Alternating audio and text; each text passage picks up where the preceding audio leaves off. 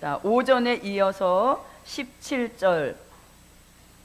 자, 17절은 마쳤고요. 오전에 제가 그 기쁨의 좋은 소식을 누가복음 2장 10절인데 18절이라고 했습니다. 그래서 그걸 10절로 고쳐주시기 바랍니다. 기쁨의 좋은 소식. 기쁨의 좋은 소식. 이거 제가 이렇게 고치시면 됩니다. 네, 이렇게. 자, 그리고 이제 18절부터 20절까지 한번 읽어보겠습니다. 곧 산자라 내가 전에 죽었었노라 볼지어다 이제 세세토록 살아있어 사망과 음부의 열쇠를 가졌노니 그러므로 내 본 것과 이제 있는 일과 장차 될 일을 기록하라. 내 본 것은 내 오른손의 7별의 비밀과 7금 촛대라. 7별은 7교회의 사자요 7촛대는 7교회니라. 아멘. 네. 자, 그럼 1장 18절부터 들어갑니다. 자, 요한계시록 1장 18절에서 내가 곧 뭐한 자라 산 자라 이렇게 말씀합니다. 지금 17절부터 계속 이제 죽은 자 같이 된 그 사도 요한을 향하여서 말씀하시는 그런 내용이 되는 것입니다. 자, 두려워 말라 나는 처음이요 나중이니 곧 산 자라 이렇게 말씀합니다. 여기서 산 자라고 하는 것은 부활하신 예수님을 말씀하는 것입니다. 부활하신 예수님. 이 부활에 대한 말씀은 마태복음 28장 1절부터 6절에서 부활의 기준을 말씀하고 계십니다. 안식일이 다하여 가고 안식 후 첫날이 되려는 미명에 막달라 마리아와 다른 마리아가 무덤을 보려고 왔더니 큰 지진이 나며 주의 천사가 하늘로서 내려와 돌을 굴려내고 그 위에 앉았는데 그 형상이 번개 같고 그 옷은 눈같이 희건을 수직 가던 자들이 저를 무서워하여 떨며 죽은 사람과 같이 되었더라. 천사가 여자들에게 일러 가로되 너희는 무서워 말라. 십자가에 못 박히신 예수를 너희가 찾는 줄을 내가 아노라. 그가 여기 계시지 않고 그의 말씀하시던 대로 살아나셨느니라. 와서 그의 누우셨던 곳을 보라. 아멘. 그가 말씀하시던 대로 살아나셨느니라. 그래서 예수님이 부활하셨는데 그 부활하신 역사를 1장 18절에서 두려워 떨고 있는 사도 요한에게 이런 말씀, 본인의 소개를 이제 하시는 겁니다. 그러면서 또 뭐라고? 내가 전에 뭐 했었노라? 네, 내가 전에 죽었었노라. 자, 이건 죽었다라고 하는 것은 십자가 지신 예수님을 가리키는 것이죠. 곧 산자라는 것은 부활하신 예수님, 죽었다라고 하는 것은 십자가를 지신 예수님입니다. 이것은 마태복음 27장 45절로 46절인 것이고, 이 십자가 지신 예수님에 대해서 이미 요한계시록 1장 5절에서도 십자가 지고 죽으셨다는 말씀을 하고 계십니다. 자, 그러면 마태복음 27장부터 한번 읽어봅니다. 제6시로부터 온 땅에 어두움이 임하여 제9시까지 계속하더니 제9시쯤에 예수께서 크게 소리질러 가라사대 엘리 엘리 라마 사막다니 하시니 이는 곧 나의 하나님 나의 하나님 어찌하여 나를 버리셨나이까 하는 뜻이라. 네, 십자가 지신 예수님, 계시록 1장 5절에서도 죽었었다는 말씀을 하고 계십니다. 또 충성된 증인으로 죽은 자들 가운데서 먼저 나시고. 네, 죽은 자들, 그게 곧 뭐 하셨다? 십자가 지셨다는 말씀이죠. 그럼 사도 요한의 입장에서 볼 때, 부활하신 예수님도 친숙한 모습이죠. 그렇죠? 부활하신 예수님 만났지 않습니까? 그래서 부활하신 예수님의 모습도 친숙한 것이고, 또 십자가에서 피 흘리시는 모습도 사도 요한은 친숙하죠. 그 밑에까지 따라가서 유언까지 받은 그런 사도 요한이기 때문에, 그래서 사도 요한은 이런 초림의 주에 대해서는 익숙하고 그 예수님에 대해서 잘 알고 있단 말입니다. 그런데 막상 밤모섬에 자신을 찾아오신 그 예수님은 너무 엄위하신 심판주로 오신 것이죠. 그래서 사도 요한이 너무 낯이 설어서 죽은 자 같이 되니까 이제 그 사도 요한에게 손을 얹고 이런 말씀을 해주시는 거죠. 내가 지금은 심판주로 나타났지만 전에는 내가 이런 자로 너와 함께 3년을 동고동락했노라. 그러니 내가 그 예수니 안심하라 하고 알려주는 말씀이죠. 그래서 초림의 주, 재림의 주 다 같은 예수라는 것을 알려주고 있는 것입니다. 그래서 이 시대에 누구라도 자칭 재림 예수는 나올 수 없죠. 왜? 그 사람은 이런 것도 없었고 이런 것도 없는 그런 입장이기 때문에 재림의 주라고 자칭할 수 없다는 얘기인 것이죠. 그래서 다시 오실 예수님은 과거에 이런 역사를 이루셨던 그 분이 때가 되면 이제 심판주로 지상에 다시 오신다는 거죠. 그러니까 사도 요한아, 낯설어 하지 마라. 두려움을 떨쳐버리고 평안하라. 이런 말씀을 이 말씀 속에서 알아볼 수 있는 것입니다. 자, 그럼 이제 말씀도 마찬가지죠. 이런 말씀은 된 일의 말씀이신 거고, 또 이제 심판의 주로 오시는 말씀은 될 일의 말씀이니까 낯설어 하지 않아도 된다는 것입니다. 자, 그럼 이제 다시 와 보십시오. 내가 전에 죽었었노라. 볼지어다 이제 뭐한다? 네, 세세토록 살아 있어. 아멘. 여기서 우리한테 확 소망을 주시는 거죠. 이 세상에 어떤 것도 뭐는 없어요. 예, 영원한, 세세토록 영원한 건 없습니다. 그러나 예수님만큼은 생명의 주가 되시기 때문에 세세토록 살아 있어. 이렇게 말씀하시죠.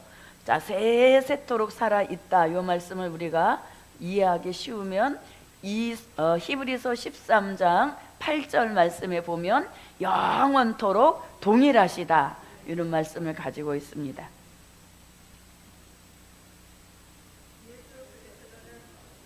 예수 그리스도는 어제나 오늘이나 영원토록 동일하시니라. 네, 아멘. 영원토록 세세토록 살아 있어.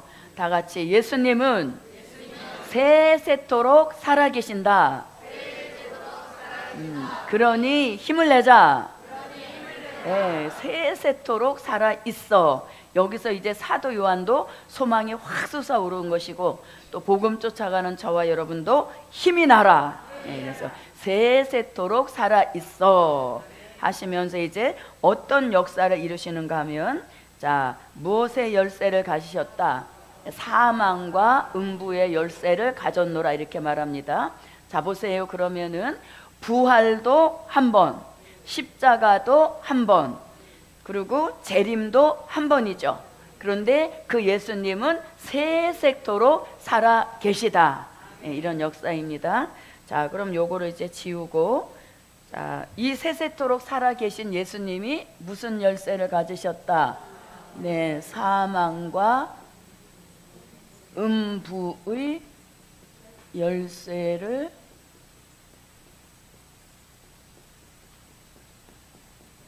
자, 이렇게 말씀합니다. 열쇠라고 하는 것은 뭘 가리킵니까? 그 어떤 문제를 해결할 수 있는 답을 열쇠라고 하죠. 어떤 문제 이런 것들을 해결할 수 있는 답을 가리킵니다. 자, 그럼 보세요. 사망의 열쇠도 예수님이 가지고 계시고 음부의 열쇠도 예수님이 가지고 계신다는 거죠. 그럼 이건 뭘 가리키냐면 사망의 주권도 예수님이 가지고 계시고 음부의 주권도 누가? 예수님이 가지고 계신다는 거죠. 그래서 예수님은 우리들의 생사, 화, 복 이런 모든 것을 다 예수님이 무엇하고 계신다? 주관하고 계신다는 거죠. 예. 그래서 사망과 음부의 열쇠를 가지셨다라고 하는 것은 사망과 음부의 주권을 예수님이 가지고 계신다. 네, 이런 의미가 되겠습니다. 자, 그러면 사망과 음부의 열쇠 이런 말씀이 나오는데 요 사망과 음부에 대하여서 우리가 조금 한번 이제 말씀을 조금 들여다보면은 이 사망과 음부란 말씀이 계시록 1장 18절에서 나오고 그 다음에 요한계시록 6장 7절로 8절에 가보면 청황색 말탄 자가 있는데 그 말탄 자의 이름이 무엇이라? 자, 청황색 말탄 자의 이름이 사망인데 음부가 그 뒤를 따르더라 이렇게 말씀하시죠. 자, 한번 읽어보겠습니다. 넷째 인을 떼실 때 내가 넷째 생물의 음성을 들으니 가로되 오라 하기로 내가 봄에 청황색 말이 나오는데 그 탄자의 이름은 사망이니 음부가 그 뒤를 따르더라. 저희가 땅 4분의 1의 권세를 얻어 금과 흉년과 사망과 땅의 짐승으로서 죽이더라. 아멘. 네. 자, 그래서 우리가 이 마지막 복음은 죽지 않고 살아서 가는 그런 특별한 복음 역사인데 사망이라고 하는 거죠. 그래서 이 청황색 말 탄자의 이름이 사망이니까 청황색 말 세력을 쫓아가면 죽게 된다는 것이죠. 죽는 것도 기분 나쁜데 뭐가 뒤따른다? 음부가 뒤따른다는 거죠. 그러니까 구원받지 못한다는 것이죠. 그래서 마지막 이 시대에 이 청황색 말 세력이 요주의 세력이란 얘기인 것입니다. 자, 그러면 사망이요 음부가 뒤따른다 그랬습니다. 그럼 음부라고 하는 것은 뭐냐 이거죠. 음부라고 하는 것은 누구 믿지 않고 예수 믿지 않고 죽은 자의 영혼이 가는 것을 뭐라고 한다? 음부라고 하는 것이죠. 예. 그러면 예수 믿고 죽은 자의 영혼이 가는 것은 낙원이겠죠. 그런데 사망이요 음부가 뒤따른다 이렇게 말합니다. 그럼 이 음부라는 말씀이 이사야 5장 14절에서도 음부에 대한 말씀을 하시고 마태복음 16장 18절로 19절에서도 음부에 대한 말씀하시고 또 누가복음 16장 23절에서도 음부에 대한 말씀을 하고 있습니다. 자, 한번 읽어보겠습니다. 음부가 그 욕망을 크게 내어 한량없이 그 입을 벌린즉 그들의 호화로움과 그들의 많은 무리와 그들의 떠드는 것과 그 중에서 연락하는 자가 거기 빠질 것이라. 예, 세상에서 호화롭게 살고 또 세상에서 세상 즐거움 연락 취하던 그들이 죽어서 어디 간다? 음부에 간다는 거죠. 근데 그 음부가 욕망을 한량없이 입을 크게 벌리니까 거기에 빠질 자가 많다 이렇게 말씀합니다. 자, 그 다음에 마태복음 16장입니다. 또 내가 내게 이르노니 너는 베드로라. 내가 이 반석 위에 내 교회를 세우리니 음부의 권세가 이기지 못하리라. 네, 아멘. 예수 이름으로 세우신 교회, 음부의 피해를 받지 않게 하신다는 거죠. 그래서 교회는 이게 굉장히 예수 이름으로 세워진 그 교회는 음부가 해하지 못하는, 즉 구원을 보장받는 역사라는 것이죠. 그래서 우리 시대에 교회에 굉장히 교회를 소홀히 하고 유튜브 예배가 마치 주일 지킨 것 같이 이렇게 생각하시는 분들이 많은데, 이 교회라고 하는 것은 이런 특별한 역사가 있는 곳이기 때문에 우리는 교회 생활을 굉장히 소중히 중요시 해야 되는 것이죠. 그래서 교회는 음부의 권세가 해하지 못한다 이렇게 말씀하고 있습니다. 자, 누가복음 16장 23절입니다. 저가 음부에서 고통 중에 눈을 들어 멀리 아브라함과 그의 품에 있는 나사로를 보고. 아멘. 네, 자 여기서도 누가 음부에 갔다? 부자가 죽어서 음부에 갔다는 것입니다. 자, 그래서 이렇게 음부라는 말씀이 나오고 있습니다. 자, 그럼 이렇게 청황색 말탄자의 이름이 사망이요 음부라 했습니다. 그럼 요 사망과 음부의 결과, 사망과 음부는 그 끝이 어떻게 되는가? 그 말씀이 요한계시록 20장 11절부터 14절인데 다 읽어보십니다. 근데 그 정리는 14절에서 해줍니다. 11절부터 보겠습니다. 또 내가 크고 흰 보좌와 그 위에 앉으신 자를 보니 땅과 하늘이 그 앞에서 피하여 간데 없더라. 또 내가 보니 죽은 자들이 물온대소하고 그 보좌 앞에 섰는데 책들이 펴있고 또 다른 책이 펴졌으니 곧 생명책이라. 죽은 자들이 자기의 행위를 따라 책들에 기록된 대로 심판을 받으니 바다가 그 가운데서 죽은 자들을 내어주고 또 사망과 음부도 그 가운데서 죽은 자들을 내어주매 각 사람이 자기의 행위대로 심판을 받고 사망과 음부도 불못에 던지우니 이것은 둘째 사망 곧 불못이라. 누구든지 생명책. 네, 자 14절까지만 보겠습니다. 자, 요 말씀은 무슨 뜻인가 하면 천년 왕국 끝에 있게 되어지는 백보자 심판 때 일어날 일을 가리키는 겁니다. 백보자 심판. 백보자 심판이란 말이 붙게 된 동기는 20장 11절에 보니까 희고 큰 보좌에 앉아 심판하신다 하여서 이를 백보자 심판이라고 하는 겁니다. 이것은 다른 표현으로 말하면 죽은 자의 심판이라고도 합니다. 이 죽은 자의 심판이라고 하는 것은 베드로전서 4장 5절을 기준했을 때 심판에는 산자의 심판도 있지만 죽은 자의 심판도 있다 그랬습니다. 이 죽은 자의 심판이라고도 하고 또 다른 표현으로는 이것을 전체 부활이라고도 하는 것입니다. 전체 부활이라는 말씀은 요한복음 5장 28절로 29절을 기준했을 때 천년왕국 끝에 일어나는 이 역사를 다양하게 표현하는 겁니다.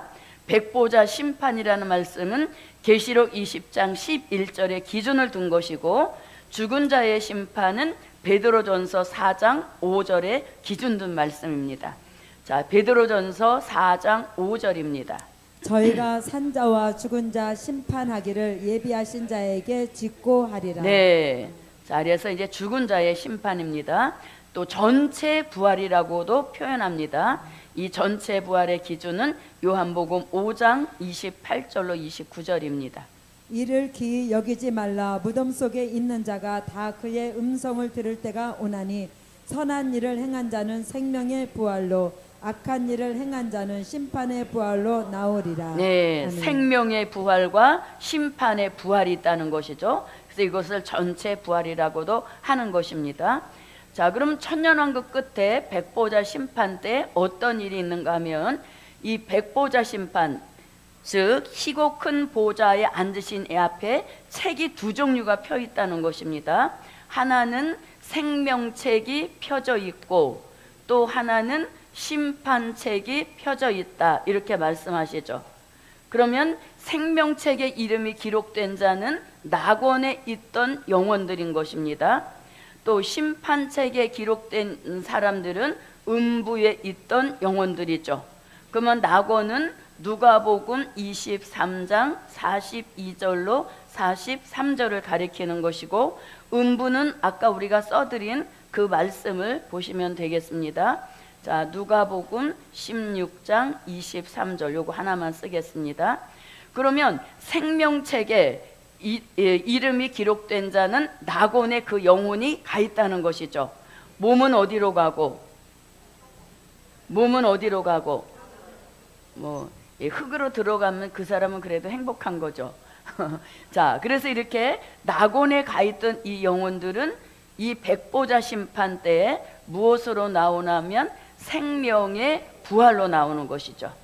생명의 부활로 이때 나와서 어디로 옮겨지냐면 새하늘과 새 땅, 새 예루살렘 성, 무궁 천국으로 이때 부활한 몸을 가지고 들어가서 영생하는 복을 받게 된다는 것이죠. 이게 이제 천년왕국 끝에 있는 백보자 심판으로서 죽은 자의 심판, 즉 믿고 죽은 자의 영혼은 낙원에 가 있는 것이고 믿지 않고 죽은 자의 영혼은 음부에 가 있는데 그들의 이름이 생명책에 기록되어 있고 심판책에 기록이 되어 있다는 겁니다.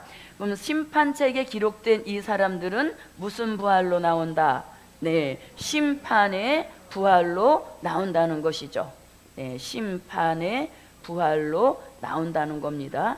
이게 바로 요한복음 5장 28절로 29절을 이루는 역사이죠. 자, 그러면 심판의 부활로 나와서 이때 꺼지지 않는 영원한 불못으로 가게 되어지니 그 불못은 우리가 알고 있는 무엇이다? 지옥이란 얘기인 것이죠. 네, 그래서 이것이 바로 천년왕국 끝에 일어나는 백보자 심판 때 있는 일인 것입니다.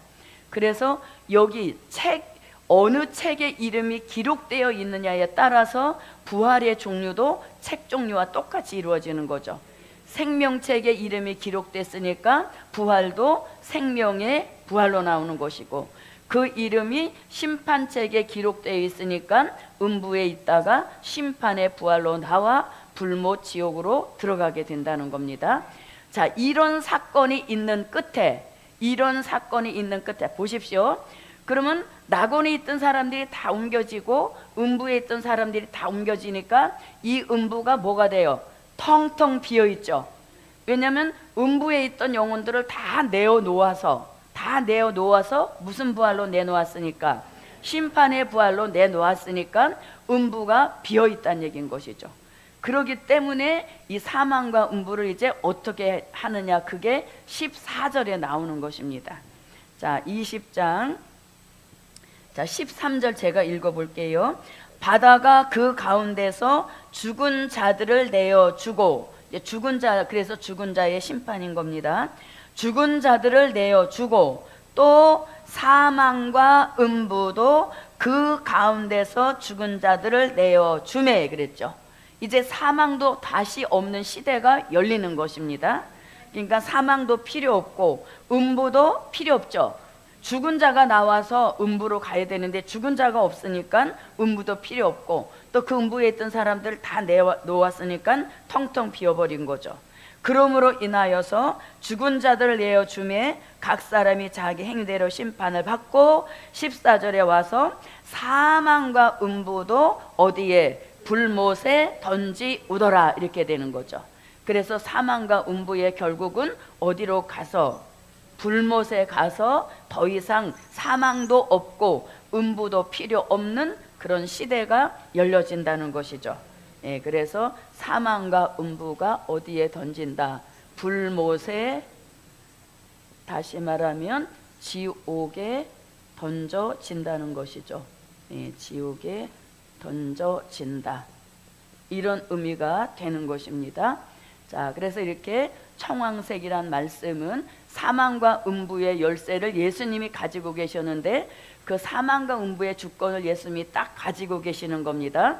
그런데 청황색 말 탄 자의 이름이 사망이요 음부가 그 뒤를 따른다 하는 걸 볼 때 청황색 말 주관도 결국은 누가 하신다? 예수님이 하시는 거죠. 왜냐하면 사망과 음부의 주권을 예수님이 가지고 계시는데 청황색 말 탄 자의 이름이 사망과 음부니까 이 청황색 말도 결국은 예수님의 주관 속에 움직인다는 것이죠. 예, 그리고 이 사망과 음부도 사명이 다 끝났기 때문에 이제는 불못 지옥에 던져놓는다는 것입니다. 자, 그럼 이제 열쇠에 대한 이야기가 나왔습니다. 자, 성경에 열쇠가 다양한 종류로 나옵니다. 자, 보십시오. 먼저는 천국의 열쇠가 있습니다. 자, 그 다음에 또 다윗의 열쇠도 있습니다. 그 다음에 무저갱의 열쇠도 있습니다. 그 다음에 오늘 본문에 등장한 뭐가 있어요? 사망과 음부의 열쇠도 있습니다. 자, 요 천국의 열쇠는 마태복음 16장 18절로 19절에 천국의 열쇠라는 말씀이 나옵니다. 자, 그 다음에 다윗의 열쇠는 이사야 22장 22절에서 말씀하고 계시고 요한계시록 3장 7절로 8절에서도 다윗의 열쇠 말씀하십니다. 자, 그 다음에 무저갱의 열쇠는 요한계시록 9장 1절로 2절에서 나오고 요한계시록 20장 1절로 3절에서 말씀하십니다. 그리고 본문으로 등장했던 사망과 음부의 열쇠는 요한계시록 1장 18절에 나옵니다. 자, 천국의 열쇠. 이 천국의 열쇠는 천국 복음과 천국 복음은 오전에 말씀드렸죠. 마태복음 4장 23절과 마태복음 24장 14절에 천국 복음이 있습니다. 그 다음에 또 천국의 비밀이라는 말씀도 있습니다. 천국의 비밀. 자, 천국의 비밀은 요 말씀은 마태복음 13장 10절로 11절에서 사도들에게 보여주신 천국의 비밀입니다. 자, 그러면 천국의 열쇠부터 한번 읽어보겠습니다. 마태복음 16장 18절로 19절입니다. 또 내가 내게 이르노니 너는 베드로라. 내가 이 반석 위에 내 교회를 세우리니 음부의 권세가 이기지 못하리라.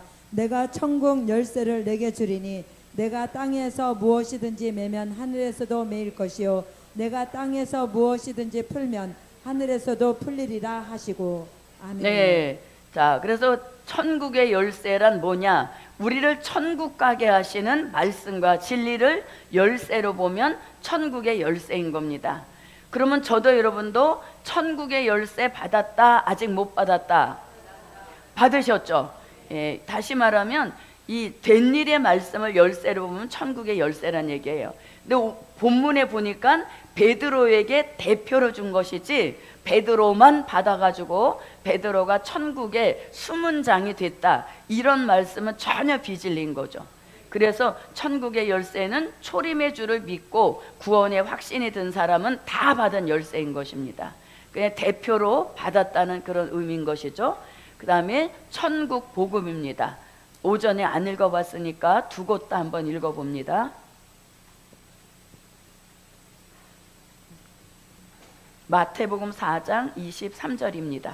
예수께서 온 갈릴리에 두루 다니사 저희 회당에서 가르치시며 천국 복음을 전파하시며 백성 중에 모든 병과 모든 약한 것을 고치시니.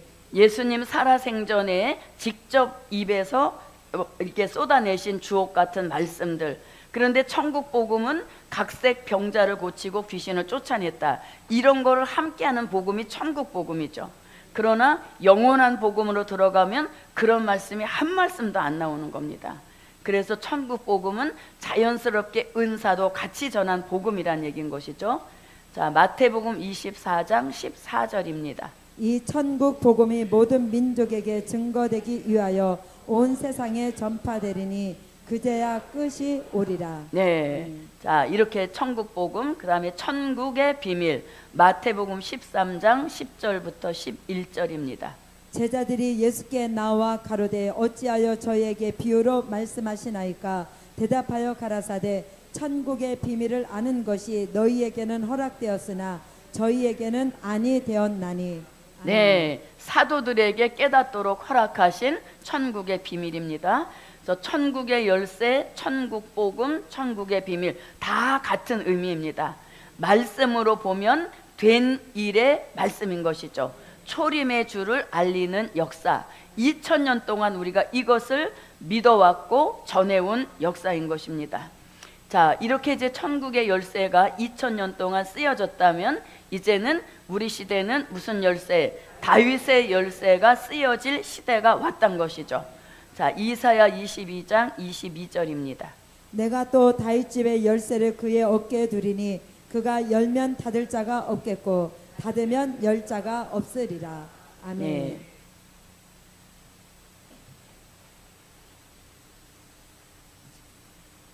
빌라델비아 교회 사자에게 편지하기를 거룩하고 진실하사 다윗의 열쇠를 가지시니 곧 열면 닫을 사람이 없고 닫으면 열 사람이 없는 그이가 가라사대 볼지어다 내가 내 앞에 열린 문을 두었으되 능히 닫을 사람이 없으리라. 내가 내 행위를 아노니 내가 적은 능력을 가지고도 내 말을 지키며 내 이름을 배반치 아니하였도다. 네, 아멘. 다윗의 열쇠, 이사야 선지자도 내다본 말씀입니다. 자, 그러면 다윗의 열쇠는 무슨 뜻이냐? 다윗의 열쇠라고 하는 것은 다윗 왕국 회복하는, 다윗 왕국 회복하는 말씀과 진리를 무엇이라 한다? 다윗의 열쇠라고 합니다. 다윗 왕국 회복하는 말씀과 진리를 다윗의 열쇠라고 하는 것이죠. 그래서 우리는 이 말씀이 우리 시대에 필요한 열쇠요 말씀이라는 것입니다. 다시 말하면 이건 또 무슨 뜻인가 하면 될 일의 말씀이라는 것이죠. 예, 다 같은 의미입니다. 다윗의 열쇠, 될 일의 말씀, 같은 의미가 되겠습니다. 자, 그 다음에 또 무슨 열쇠도 있다? 무저갱의 열쇠도 있습니다. 자, 무저갱의 열쇠, 구절이 2개 나온 것은 계시록 9장 1절로 2절은 무저갱을 여는 것이죠. 네, 여는 역사. 그렇다면 계시록 20장은 열어놓았던 무저갱의 뚜껑을 닫는 것이죠. 그래서 여기 와서 닫는 역사가 계시록 20장에 와서 있게 되는 겁니다. 자, 무저갱을 연다. 계시록 9장 1절로 2절입니다. 다섯째 천사가 나팔을 불매 내가 보니 하늘에서 땅에 떨어진 별 하나가 있는데 저가 무저갱의 열쇠를 받았더라. 저가 무저갱을 여니 그 구멍에서 큰 풀무의 연기 같은 연기가 올라오매 해와 공기가 그 구멍의 연기로 인하여 어두워지며.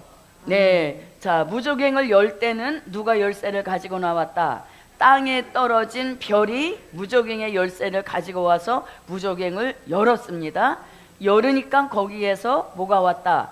큰 풀무의 연기 같은 연기가 올라와서 해와 공기가 다 어두워지는 흑암 시대를 열었다는 것이죠. 자, 그거 열어놨는데 여기 가서 이제 하나 닫게 됩니다. 계시록 20장 1절부터 3절입니다. 또 내가 봄에 천사가 무저갱 열쇠와 큰 쇠사슬을 그 손에 가지고 하늘로서 내려와서 용을 잡으니 곧 옛뱀이여 마귀여 사단이라. 잡아 1000년 동안 결박하여 무저갱에 던져 잠그고 그 위에 임봉하여 1000년이 차도록 다시는 만국을 미혹하지 못하게 하였다가 그 후에는 반드시 잠깐 놓이리라. 아멘. 자, 이 말씀 다 읽으셨어요? 안 읽으셨어요? 안 읽으신 분에게는 어떤 일이 벌어진다? 자, 제가 이 말씀할 땐 항상 강조하죠. 다 읽으셔야 됩니다. 왜냐하면 안 읽으신 분은 읽은 분에게 붙어있던 마귀가 떨어져 나가서 안 읽은 분에게 덮칠 것이다. 그러니까 다 읽어야 됩니다. 항상 이걸 강조하거든요. 읽으셨어요? 안 읽으셨어요? 안 읽은 분만 읽어봅니다. 시작. 또 내가 봄에 천사가 무저갱 열쇠와 큰 쇠사슬을 그 손에 가지고 하늘로서 내려와서 용을 잡으니 곧 옛뱀이요 마귀요 사단이라. 잡아 1000년 동안 결박하여 무저갱에 던져 잠그고 그 위에 임봉하여 1000년이 차도록 다시는 만국을 미혹하지 못하게 하였다가 그 후에는 반드시 잠깐 놓이리라. 네. 자, 여기다가 이제 열려있는 그 무저갱에다가 용을 잡아서 무저갱에 던져 넣고 열려있던 뚜껑을 닫고 잠그는 그런 역사할 때 요게 쓰여진다는 얘기인 것이죠. 자, 열 때는 땅에 떨어진 별이 가지고 나왔는데 닫을 때는 하늘로 내려오는 천사가 무저갱의 열쇠를 가지고 와서 닫는다는 얘기인 것이죠. 자, 그래서 우리는 용을 잡는다. 그러면 자다가도 자면 뻘떡 깨야 되죠. 예. 그런데 어떻게 용 잡는다는 이 말씀에 읽지 않고 태만히 계십니까? 그래서 용 잡는다는 이 말씀은 어떤 때보다 더 목소리 톤을 높여가지고 이를 빠득빠득하는 심정을 가지고 읽어야 되겠죠. 예. 얘 때문에 우리가 얼마나 막 정말 곤두박질 칠 때도 있는 것이고 또 얘 때문으로 인하여서 이미지 송산이 확 갈 수도 있는 것이고 그래서 얘를 잡는다 할 때는 그냥 우리 영과 혼이 다 기뻐가지고 내한테 있는 목소리 중에 제일 톤을 높여서 이거를 읽는 것이 얘에 대한 원한을 푸는 역사인 것이죠.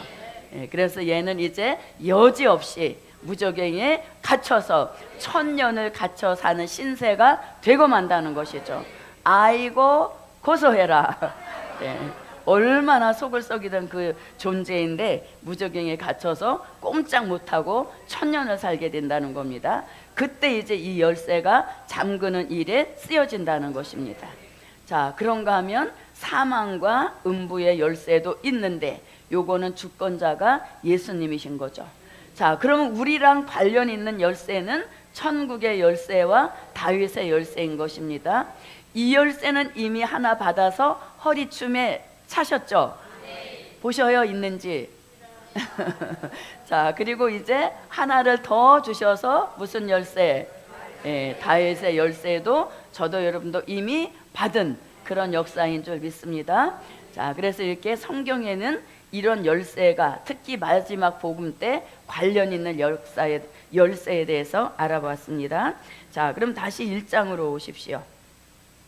자, 사망과 음부의 열쇠를 가졌노니 하시면서 이제 19절로 이어집니다. 자, 19절 읽어주십시오. 그러나 내 본 것과 이제 있는 일과 장차 될 일을 기록하라. 네. 그러므로 이랬죠. 그러므로 내 본 것과 이제 있는 일과 장차 될 일을 기록하라. 그러면 기록하라는 사명을 이미 어디서 받았습니까? 네, 1장 11절에서 기록하라 하셨죠. 근데 이제 그때는 내 본 것 이렇게 말씀하셨는데 이제 19절에 와서 기록할 것 세 가지를 말씀하시죠. 그래서 여기서는 사도 요한이 기록할 세 가지를 알려주신 것입니다. 자, 그 세 가지 중에서 가장 첫 번째 말씀이 뭐냐면 내 본 것과 이렇게 말씀하시죠. 그럼 여기서 이제 내 본 것, 그러면 사도 요한이 본 것을 가리키시죠. 자, 그러면 사도 요한이 이제 여기서 본 것을 말씀하시는데, 자, 이 본 것이 이미 눈이 열려서 어디서부터 보았는가 하면, 자, 12절을 한번 읽어봅니다. 몸을 돌이켜 나더러 말한 음성을 알아보려고 하여 돌이킬 때에 7 금촛대를 보았는데, 예, 7 금촛대를 보아서 그 촛대에 대한 말씀을 기록합니다. 자, 그 다음에 계속 이어져서 이제 본 것에 대한 말씀이 계속 이어지다가 진짜 정확한 것은 20절에 와서 알려주시죠. 자, 요한계시록 1장 20절에 와서 내 본 것은 하면서 이제 그 본 것을 가르쳐 주십니다. 내 본 것은 내 오른손에 7 별의 비밀과 7 금촛대라. 7 별은 7 교회의 사자여 7 촛대는 7 교회니라. 네. 자, 그래서 여기 1장 12절에서는 성령의 감동 속에 사도 요한의 눈이 열려서 촛대 사이에 예수님이 계신 것을 보았고 계속해서 심판주 예수님을 본 역사를 기록한 것입니다. 그리고 정말 본 것은 내 오른손에 7 별의 비밀과 7 금 촛대라 하면서 이제 이 본 것을 기록하라는 것입니다. 자, 그 다음에 또 이제 뭘 보냐면은, 자, 이제 있는 일도 무엇하라? 기록하라 했죠. 그럼 사도 요한 여기서 이제 있는 일이라고 하는 것은 반모섬에서 사도 요한에게 일어났던 그 일을 가리키는 겁니다. 그 일어났던 일은 결국 계시록 1장 10절부터 16절에서 이제 있는 일을 가르쳐 주는 것이죠. 10장에서는 주의 날에 성령에 감동하여서 귀도 열리고 눈도 열리면서 사명도 깨닫게 되고 예수님과의 만남도 이루어진, 이게 반모섬에서 사도 요한이 이제 있는 일로 만나게 된 일이란 얘기인 것이죠. 요거를 이제 하라는 것입니다. 자, 그 다음에 또 뭘 기록하라? 장차 될 일을 무엇하라? 기록하라. 이렇게 말씀하고 있죠. 자, 장차 될 일을 기록하라. 자, 그럼 이 될 일에 대한 말씀은 계시록 1장 1절에서는 반드시 속히 될 일, 그리고 요한계시록 본문 1장 19절에서는 장차 될 일, 그리고 요한계시록 4장 1절에서는 마땅히 될 일, 그리고 22장 6절에서는 결코 속히 될 일을 기록하라, 이렇게 이제 명령받은 역사인 것입니다. 자, 그래서 반드시 속히 될 일, 장차 될 일, 마땅히 될 일, 결코 속히 될 일. 자, 그러면 될 일이란 뭐라고 말씀 우리가 공부했습니까? 미래에 있게 될 사실을 가감 없이 기록한 말씀을 뭐라고 한다? 될 일의 말씀이라고 합니다. 장차 될 일은 미래에 있게 될 사실을 가감 없이 기록한 말씀을 가리키는 겁니다. 그래서 요한계시록 될 일 중에서 가장 중요한 것은 그 초점을 다 어디다 맞춘다? 미래에다 맞추는 역사인 거죠. 그래서 계시록을 통해서 우리는 미래를 보는 안목이 환하게 열려져야 되는 것이죠. 그래서 가장 초점은 미래에 두고 있다는 것입니다.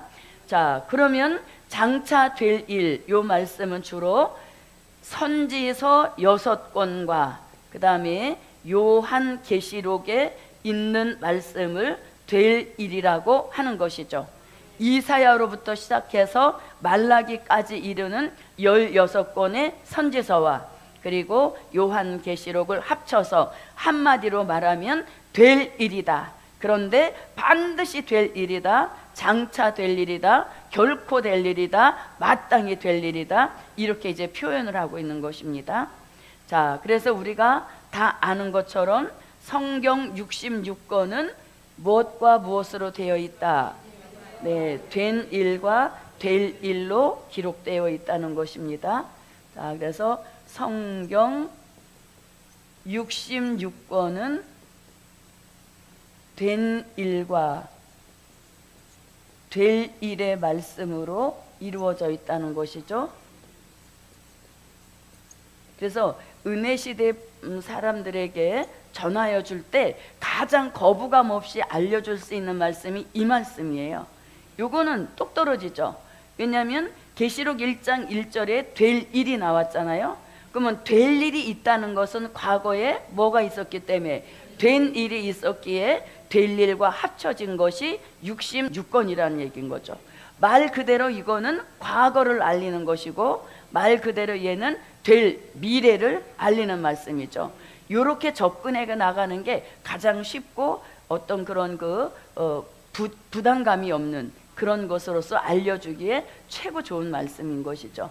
자, 된 일의 말씀은 고린도전서 15장 3절로 4절에 나와 있는 말씀입니다. 된 일이라고 하는 것은 과거에 있었던 사실을 앞에만 바꾸면 되죠. 된 일은 과거가 들어가는 거고 될 일은 요 자리에 미래가 들어가서 앞에만 바꾸면 똑같이 이어지는 겁니다.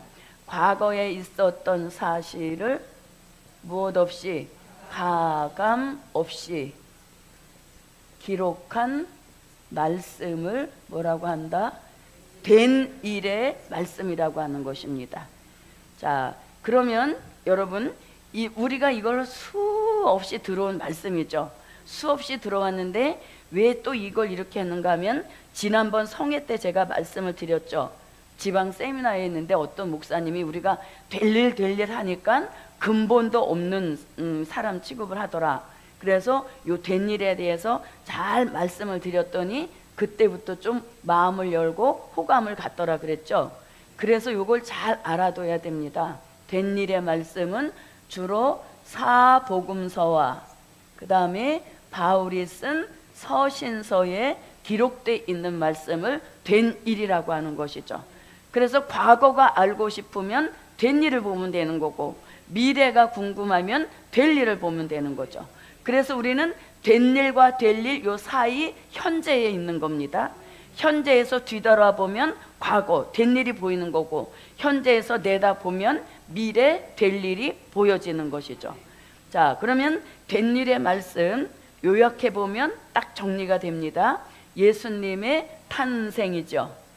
자, 예수님의 탄생은 예언이 있습니다. 이미 이사야 7장 14절과 미가서 5장 2절에서 예수님의 탄생을 예언했습니다.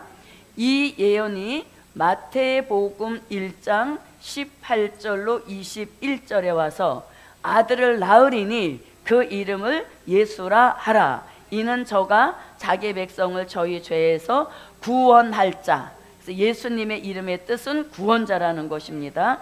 또 예수님의 탄생은 요한복음 1장 1절 같이 말씀으로 계시다가 요한복음 1장 14절 같이 말씀이 육신이 되신 것이고, 또 예수님은 이사야의 예언에 의하면 처녀의 몸에 나시는 것이고, 또 마태복음 1장에 보면 성령으로 잉태하셨다 이렇게 되죠. 이것은 뭐가 육신이 되셨다? 네, 말씀이 육신이 되신 독생 성자 예수님이라는 것이죠. 자, 예수님의 탄생 목적은 어디에 둔다? 십자가 지시려고 오신 예수님이시죠.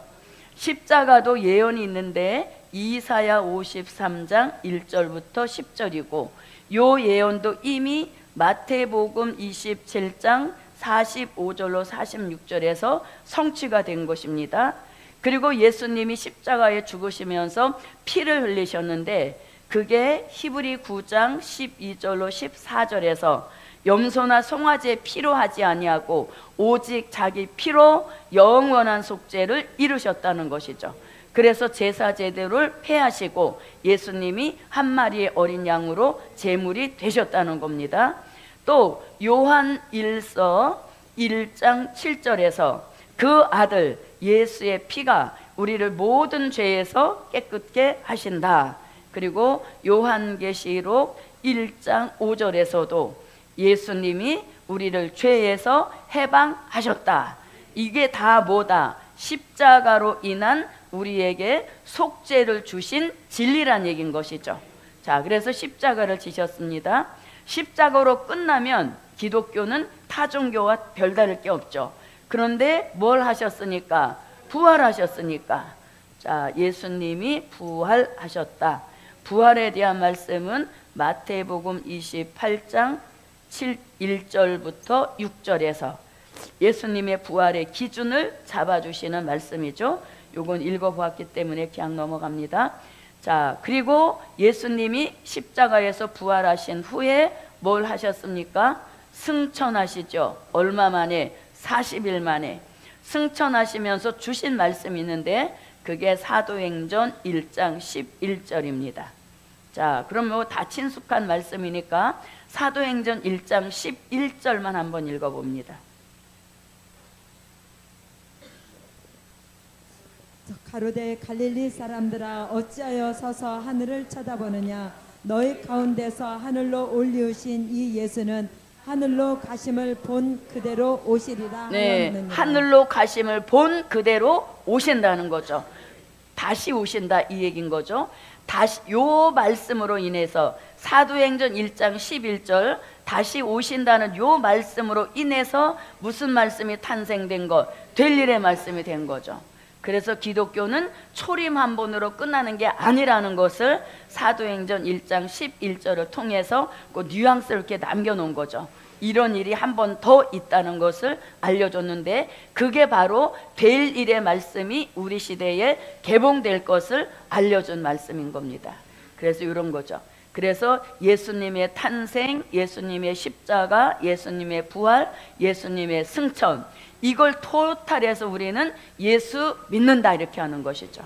예, 그래서 요 역사가 아주 기초, 우리한테 영원토록 함께 가는 기초적 진리인 것입니다. 될 일을 받아도 무슨 말씀? 된 일의 말씀은 계속 우리 안에 기초가 되어 있는 것이죠. 그래서 이 될 일의 말씀, 이거 없이는 될 수 없는 거죠. 그래서 된 될 일의 말씀이 있다는 것은 된 일이 있었기 때문이기 때문에 얘네는 상호 보완이 꼭 돼야 된다는 거죠. 그래야 완성된 66권이 될 수 있다는 얘기죠. 하나만 가지고도 66권 완성이 안 되는 겁니다. 그래서 꼭 두 개가 함께 할 때 66권을 이루는 역사인 것입니다. 자, 이렇게 해서 이제 된 일의 말씀도 우리가 요런 걸 이미 너무 기초적인 지식이라서 또 말하기가 그래서 그냥 이렇게 대충 넘어가니까 그렇게 또 오해를 하더란 얘기인 것이죠. 자, 그러면 이제 될 일의 말씀을 아까 선지서하고 요한계시록이라 했습니다.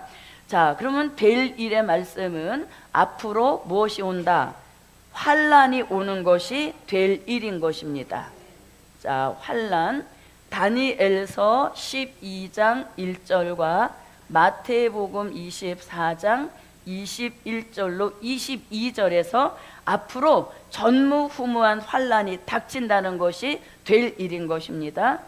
자, 그 다음에 환란 후에 주의 재림이 오는 것이 될 일입니다.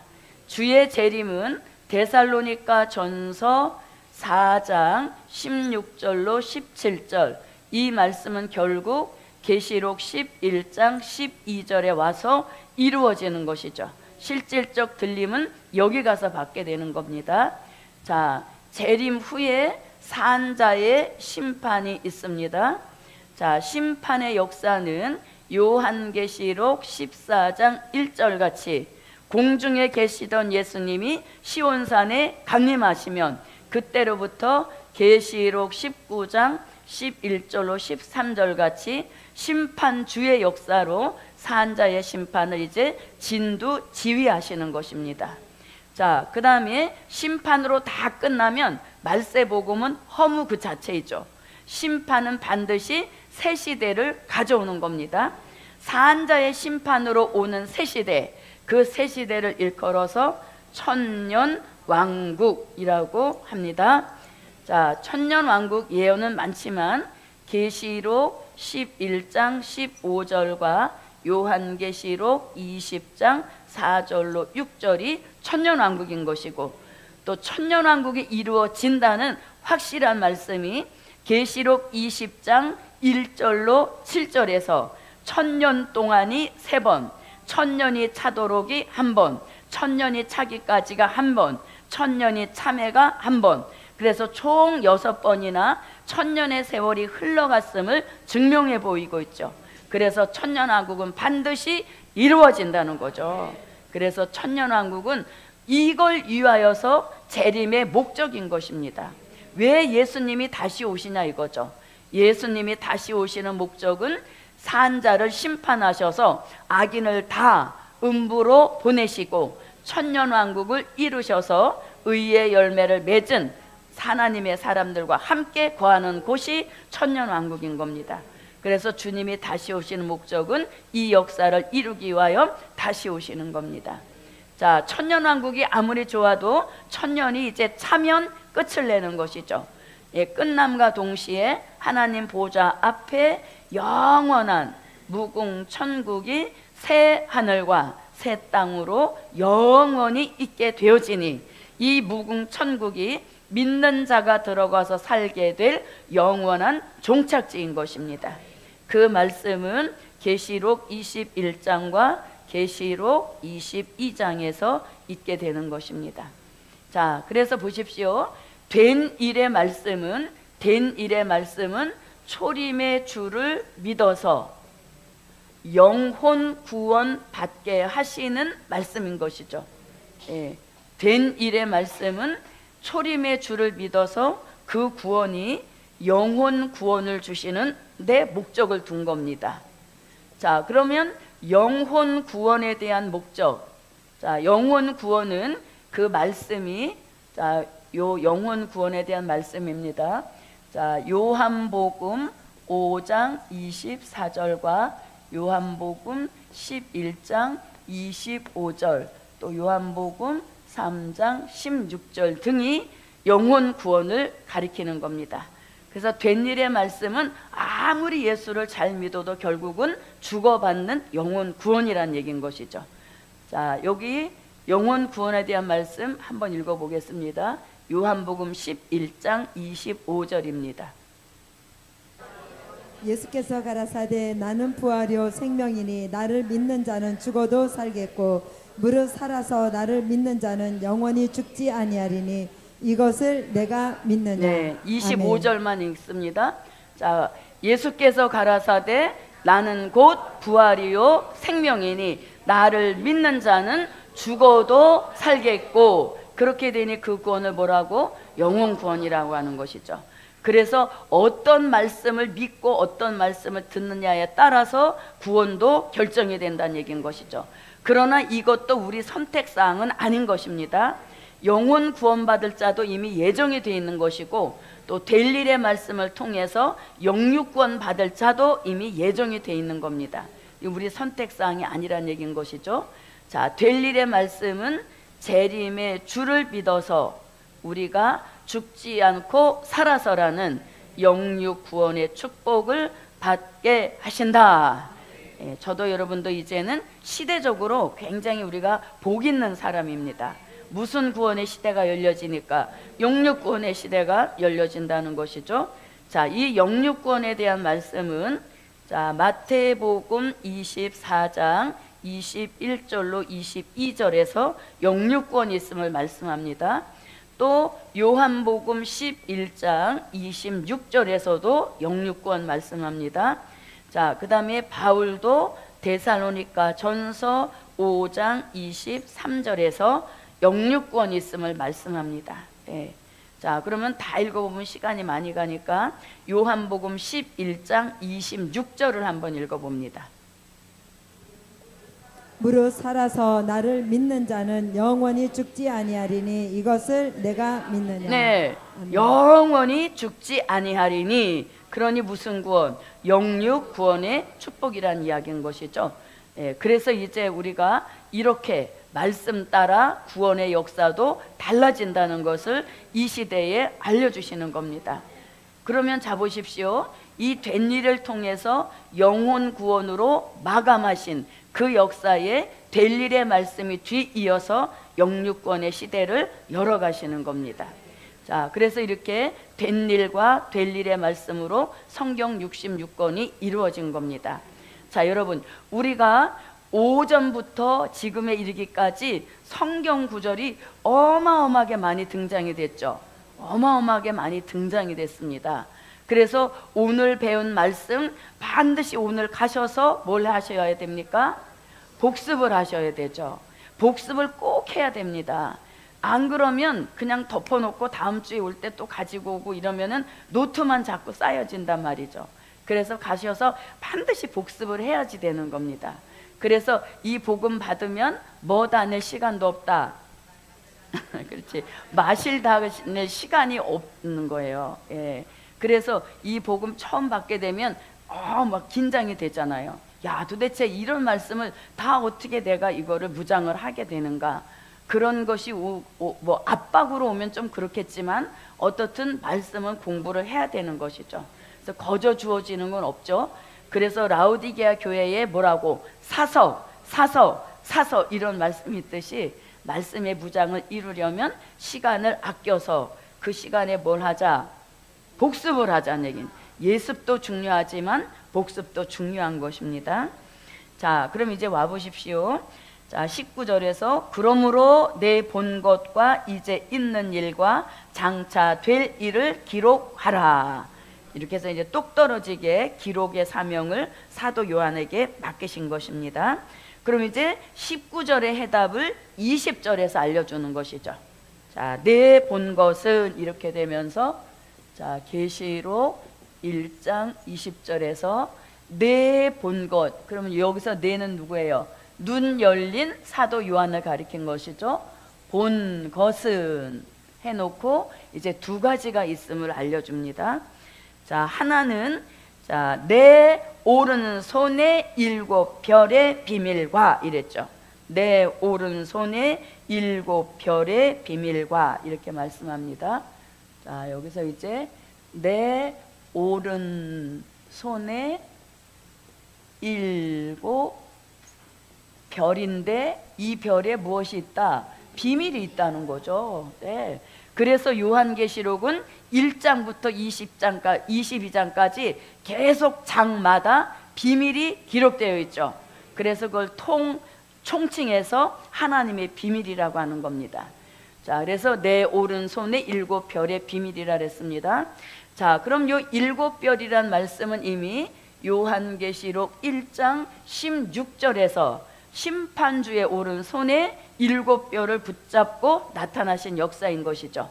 자, 요렇게 해놓고 본문 계시록 1장 20절에서 또 7별 말씀하시고, 그 다음에 요한계시록 3장 1절에서도 7별 말씀하십니다. 자, 그러면 1장 16절 한번 읽어봅니다.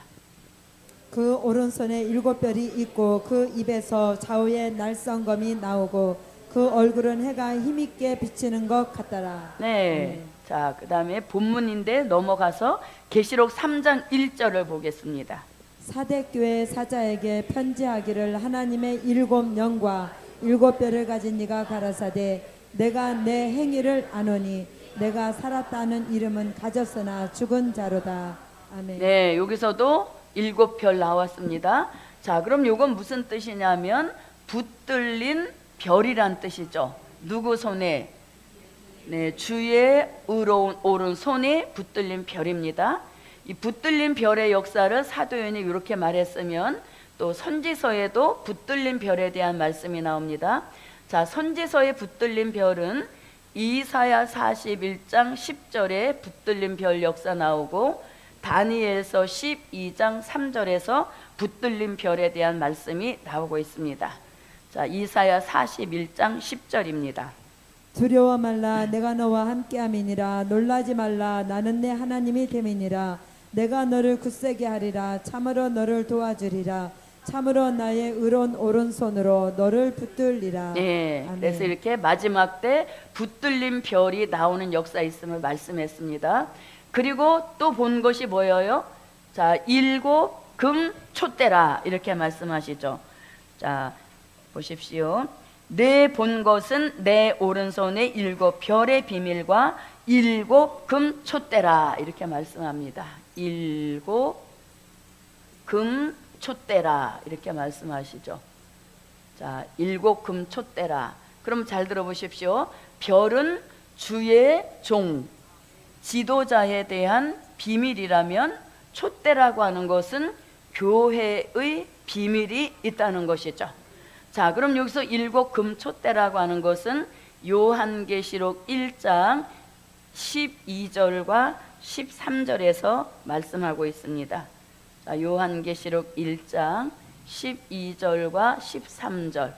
몸을 돌이켜 나더러 말한 음성을 알아보려고 하여 돌이킬 때에 7금 촛대를 보았는데 촛대 사이에 인자 같은 이가 발에 끌리는 옷을 입고 가슴에 금띠를 띠고. 네, 자, 7금 촛대 사이에 이렇게 놓고 요 말씀이 바로 에베소 교회에 나타나신 예수님의 모습을 통해서 또 한번 알려주십니다.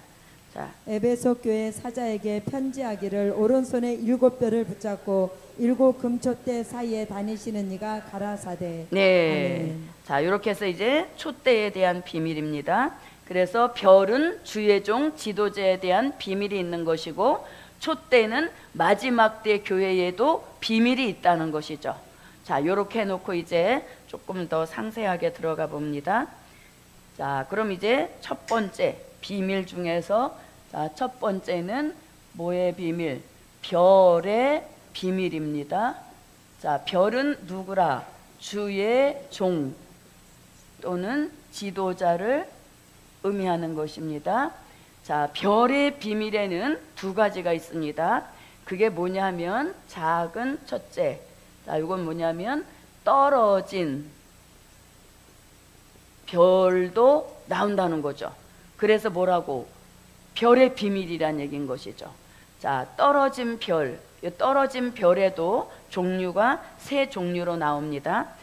떨어졌다, 떨어진 별이라고 하는 건 무슨 뜻이냐 이거죠. 이건 무슨 뜻인가 하면, 자, 하나님과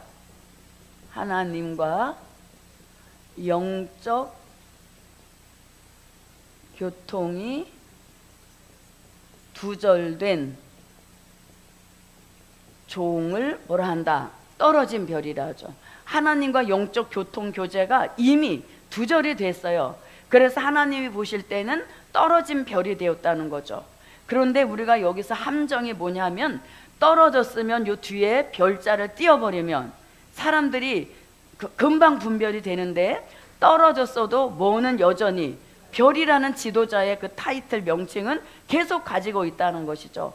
그래서 이게 분별을 바로 해야 된다는 이야기인 것입니다. 그래서 떨어진 별은 하나님과 영적 교통이 이미 두절돼서 아무 하나님의 역사가 없는 그런 주의 종을 떨어진 별이라고 하는 겁니다. 자, 그러면 이 떨어진 별에 가장 좋은 예가 있습니다. 그게 바로 엘리라고 하는 제사장입니다. 자, 엘리라는 제사장은 3대 직분의 축복을 받았던 어마어마한 아주 권세가 하늘을 찌르는 그런 종이었죠. 그래서 사사, 선지자, 제사장, 이러한 3대 직분의 축복을 가지고 있었지만, 사무엘상 1장, 2장, 3장을 읽어보면 이 엘리 제사장은 눈이 어두웠더라 이렇게 말하죠. 눈이 어두웠다라고 하니까 노안이 왔다 이런 뜻이 아니라 영안이 어두워졌다는 거죠. 그래서 하나님의 역사를 전혀 보지 못하는 그런 사람이었다는 겁니다. 그리고 몸이 비둔해졌다 이렇게 말하죠.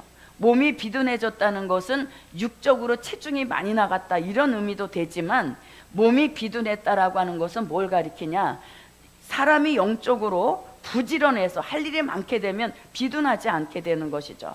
그래서 여기서 비둔했다는 것은 살이 쪘다 이런 것이 아니라 영적 감각이 둔해졌다는 것이죠. 영적 감각과 기능이 아주 둔해져서 하나님의 역사가 도저히 오지 않는 그런 상태를 가리키는 겁니다. 그리고 또 이 엘리 제사장은 의자에 앉아 있었다는 것이죠. 의자에 앉아 있었다는 것은 무릎 꿇지 않았다는 거죠. 다시 말하면 기도하지 않았다는 것이죠. 그러므로 인하여서 떨어진 별이 될 수밖에 없었죠. 그리고 가장 또 이유 중에 하나는 자녀 관리를 잘 못했다는 것입니다. 제사장의 자녀이면서 그 성전에서 시중두는 동료들과 또 간음도 하고 또 제물로 드려진 그것을 먼저 건져 먹기도 하고, 이런 아주 못된 행동을 했지만 제지하지 않았다는 것이죠. 그래서 엘리 제사장은 이런저런 이유로 인하여서 하나님은 이미 하나님 생각에는 떨어진 별이 되게 하셨다는 겁니다. 그러면서 대신 누굴 갖다 놓으셨나요? 사무엘, 어린 사무엘을 제단에다 갖다 놓고 그때부터 이제 키운 것이죠. 그래서 하나님의 눈에는 진작 엘리를 폐쇄했어야 되는 겁니다. 그런데 사무엘이 아직 커서 3대 직분을 이어받을 만한 그 성장이 아직 되지 않았으니까 형식적으로 세워놓은 것이죠. 그리고 하나님이 사무엘이 조금 크니까 이제 사무엘에게로 이 3대 직분의 축복이 옮겨왔다는 증거가 나타나죠. 그 증거가 뭐냐면, 같은 성전에 누워서 잠을 자고 있는데 벽 하나 사이 차이였지만 사무엘에게는 하나님의 음성이 또렷이 들린 것이죠. 그런데 음성이 또렷이 자기 이름을 부르는 음성을 들었지만, 사무엘은 난생 처음 하나님의 음성을 들으니까 너무 이게 생소해서 아, 우리 주인 제사장이 부르시는가 보다 하고 갔죠. 그렇지만 안 부른 거죠. 연거푸 갔죠. 그래서 엘리가 딱 깨달은 겁니다. 아, 이제 하나님의 이상이 얘한테 오는구나. 그 역사를 통해서 완전히 이 축복이 사무엘에게로 옮겨간 역사인 것이죠. 그래서 사무엘의 시대가 열려졌다는 것입니다. 그래서 이 엘리 제사장이 떨어진 별의 좋은 예표라고 볼 수 있는 것입니다. 자, 그러면 떨어진 별도 장소에 따라서 그 명칭이 달라집니다. 자, 첫 번째는 뭐냐 하면은 강과 물 샘에 떨어진 별이 나온다는 겁니다. 네, 강과 물샘에 떨어진 별. 자, 요 말씀은 요한계시록 8장 10절부터 11절에 강과 물샘에 떨어진 별이란 말씀이 나옵니다. 셋째 천사가 나팔을 부니 횃불같이 타는 큰 별이 하늘에서 떨어져 강들의 3분의 1과 여러 물샘에 떨어지니 이 별 이름은 쑥이라. 물들의 3분의 1이 쑥이 되매 그 물들이 쓰게 됨을 인하여 많은 사람이 죽더라. 네. 자, 떨어진 별의 장소가 어디다? 강과 물샘에 떨어졌다는 것입니다. 그럼 강과 물샘에 떨어졌다니까 진짜 저런 강에 퐁당 떨어졌다, 그런 의미가 아니라 이건 뭘 가리키냐면 잠언서 14장 27절 말씀에 의하면 하나님의 은혜가 있는 곳을 가리키는 겁니다. 하나님의 은혜가 늘 강처럼 샘처럼 흐르는 그런 곳에 별이 떨어져 버렸다는 것이죠. 잠언서 14장 27절을 한번 읽어봅니다. 여호와를 경외하는 것은 생명의 샘이라. 사망의 그물에서 벗어나게 하느니라. 네, 아멘. 이렇게 신선한 교회에 떨어진 별이 이제 생기게 된다는 것입니다. 자, 이렇게 함으로 인하여서 떨어진 별의 이름을 가리켜 주죠. 그 떨어진 별의 이름이 무엇이라? 쑥이라는 것입니다. 그래서 이 쑥은 떨어진 별의 이름이란 거죠. 예. 떨어진 별의 이름이 쑥이라는 것입니다. 근데 보세요, 우리가 사람한테는 쑥이 굉장히 좋죠. 그래서 봄이 되면 막 그냥 쑥 뜯으러 난리들나 치잖아요. 예, 그 쑥이 사람한테는 굉장히 좋아서 뭐 쑥차도 해 먹고 떡도 해 먹고 다양한 것을 해 먹게 되는데, 양한테는 쑥이 아주 그 막 뭐라 하지? 금방이라도 죽어버릴 만한 굉장히 독을 끼치는 게 쑥이라는 거죠. 그래서 양하고 쑥하고는 아주 상극이라는 것입니다. 그래서 이 쑥이라는 말이 나오게 되는데, 이 쑥, 이 떨어진 별이 쑥인데, 이 쑥을 아모스 선지자는 또 특이한 표현을 합니다. 아모스 5장 7절과 아모스 6장 12절에서 이 쑥을 아모스 선지자는 인진 이렇게 합니다. 예, 인진. 아모스 선지자는 쑥을 인진이라고 말했습니다. 자, 아모스 5장 7절을 한번 봅니다. 공법을 인진으로 변하며 정의를 땅에 던지는 자들아. 아멘. 공법, 공의로운 하나님의 말씀을 인진으로 변질시켰다는 것이죠. 자, 아모스 6장 12절입니다. 말들이 어찌 바위에서 달리겠으며 소가 어찌 거기 밭갈겠느냐. 그런데 너희는 공법을 쓸개로 변하며 정의의 열매를 인진으로 변하며. 네. 자, 아모스 선지자가 그래서 인진이란 말씀을 두 곳에서 합니다. 그러면 아모스 선지자가 왜 인진이란 말을 하게 됐는가? 역사적인 배경이 있습니다. 자, 아모스는 뭐 하는 사람입니까? 아모스는 선지자입니다. 자, 그런데 이 아모스 선지자 시대에 동시대에 아마샤라고 하는 사람이 있었는데, 이 사람은 제사장입니다. 그런데 이 아마샤라고 하는 제사장이 제사를 잘 드려야 되는데, 이때 당시 왕이었던 여로보암이라고 하는 이 아주 악한 왕과 손을 잡고 아모스 참 선지자에게 예언을 하지 못하도록 막았단 말이시죠. 너가 예언하려면 다른 곳에 가서 하라, 이렇게 아모스 선지자에게 예언을 못하게 했다는 겁니다. 누가? 아마샤라고 하는 제사장. 그래서 선지자도 하나님을 섬기는 사람이고 제사장도 하나님을 섬기는 사람이죠.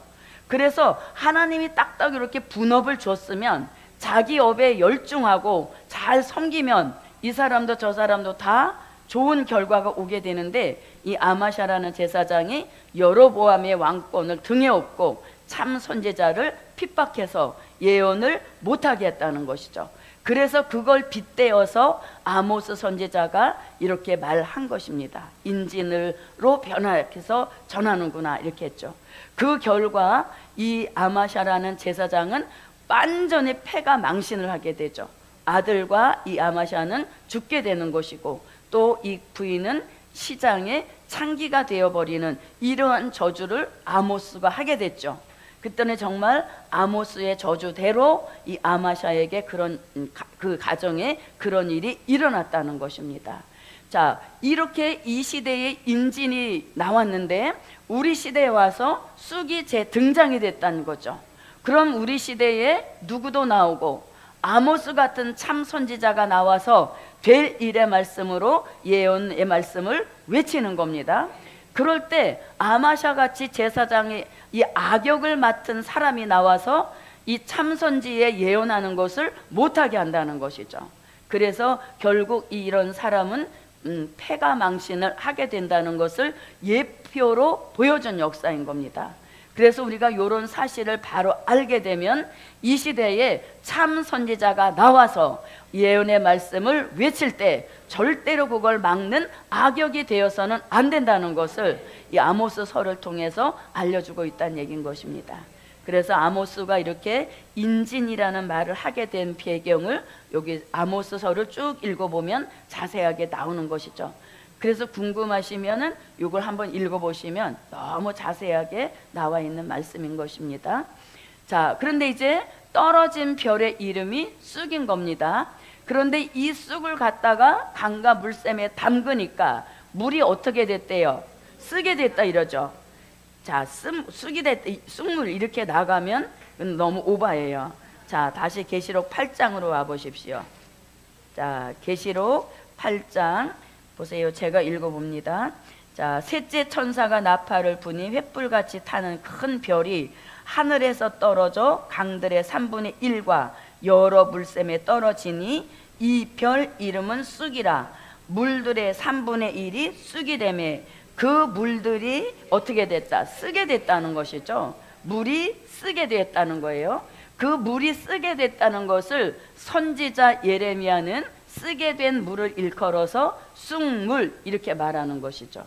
예, 쑥물이라고 합니다. 누가 말했다고요?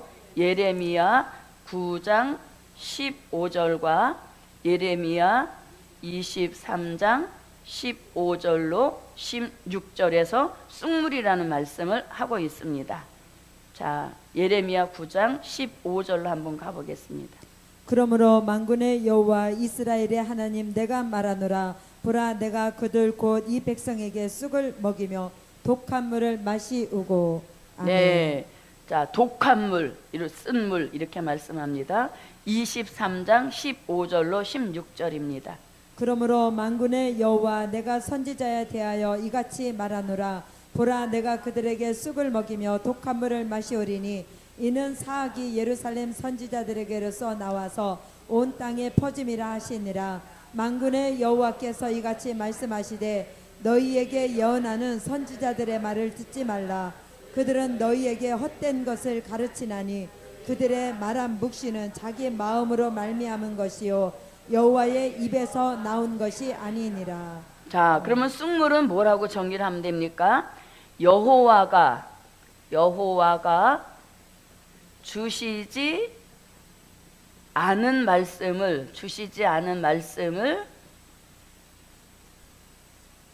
자기 마음대로 전하는 것, 이걸 뭐라고 한다?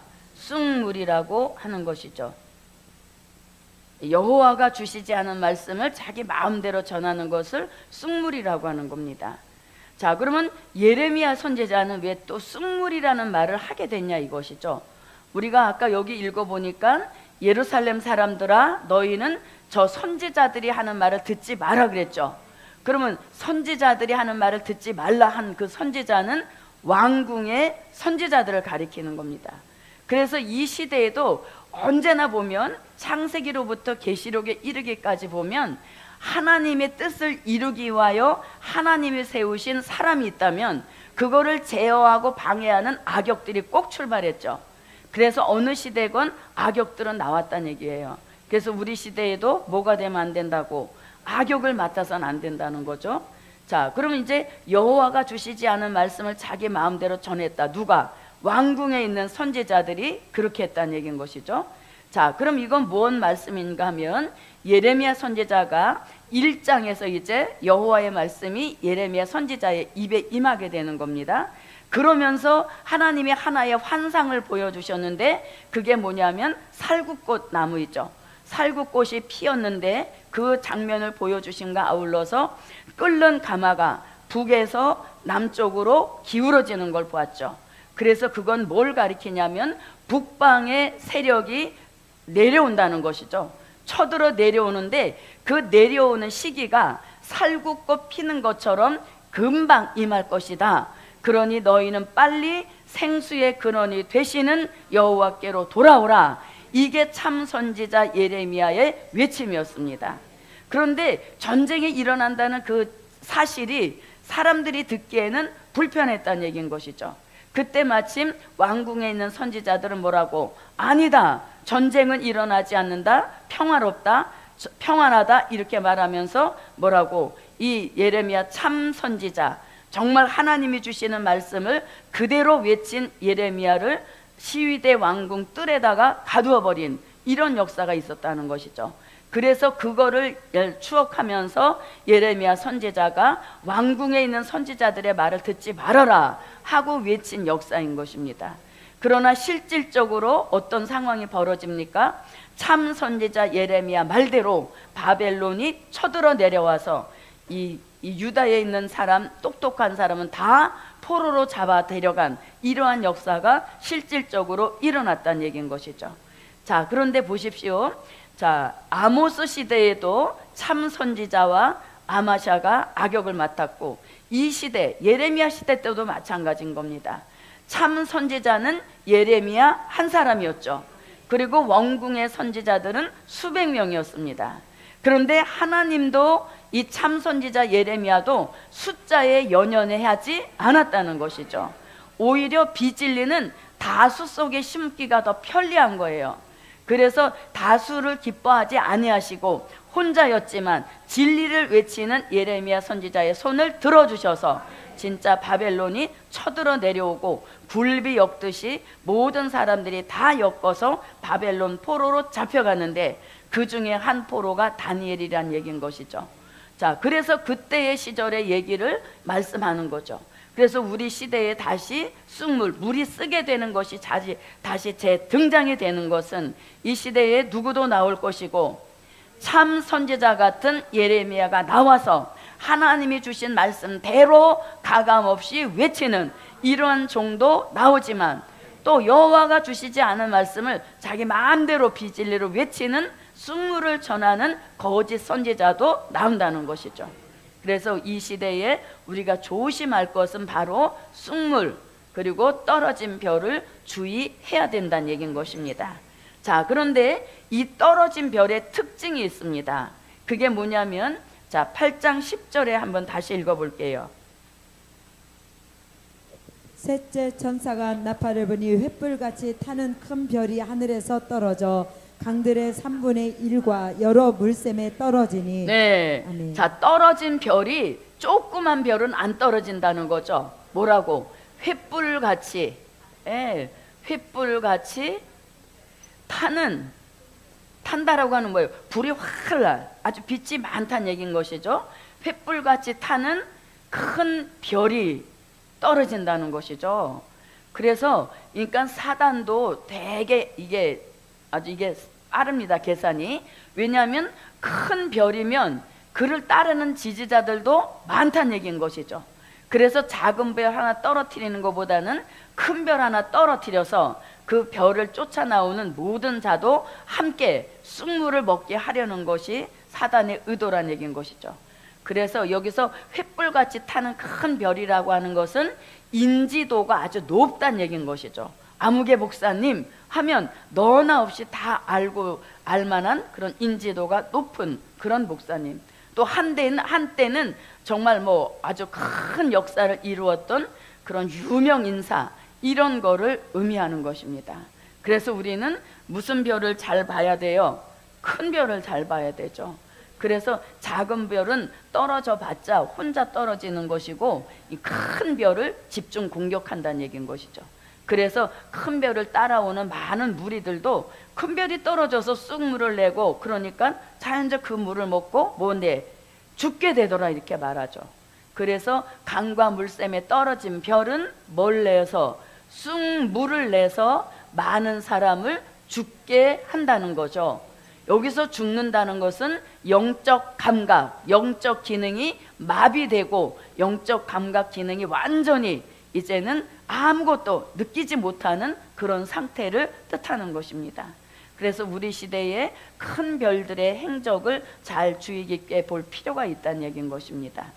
자, 이렇게 강과 물샘에 떨어진 별이 나와서 쑥물을 내서 많은 사람을 죽이는 이런 일만 있다면 절망이죠.